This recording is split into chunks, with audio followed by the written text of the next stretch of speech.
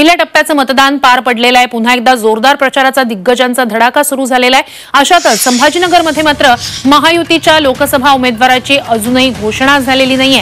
संभाजीनगरचा उमेदवार जाहीर करण्यास उशीर का होतोय असा प्रश्न यामुळे उपस्थित झालाय।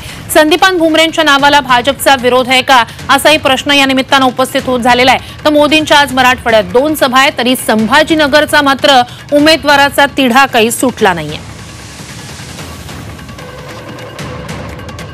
तर संभाजीनगरमध्ये कुणाला संधी मिळणार, संदीपान भुमरे यांच्या नावाची चर्चा होती। असं वाटत होतं की लवकरच या संदर्भातली घोषणा केली जाईल, मात्र अजूनही घोषणा झालेली नाहीये संभाजीनगर बद्दलच्या नावाची। अनेक जागांवरचा सध्या खरं तर महायुतीतला तिढा कायम आहे आणि त्यातलीच एक जागा आहे संभाजीनगरची। अधिकची माहिती आपले प्रतिनिधी विशाल करोळे यांच्याकडून घेऊया। विशाल, अनेक जागांचा तिढा, त्यातली एक मराठवाड्यातली महत्त्वाची सीट संभाजीनगरची, का तिढा आहे? का अमृत नोनी गॅस्ट्रिन, अपचन, ऍसिडिटी, गॅस्ट्रबल ह्यापैकी तुम्हाला कुठलाही गॅस्ट्रिक प्रॉब्लेम झाला, उपाय एकच, अमृत नोनी गॅस्ट्रिन।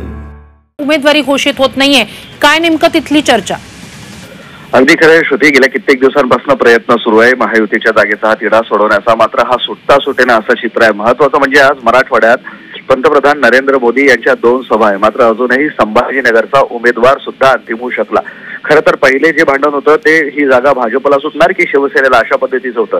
नंतर सूत्रांच्या माहितीनुसार ही जागा शिंदेच्या शिवसेनेला सुटली, मात्र त्यांच्या पक्षामध्येही 3 इच्छुक होते आणि या तिघांमध्ये जोरदार रस्सीखेच सुरू होती।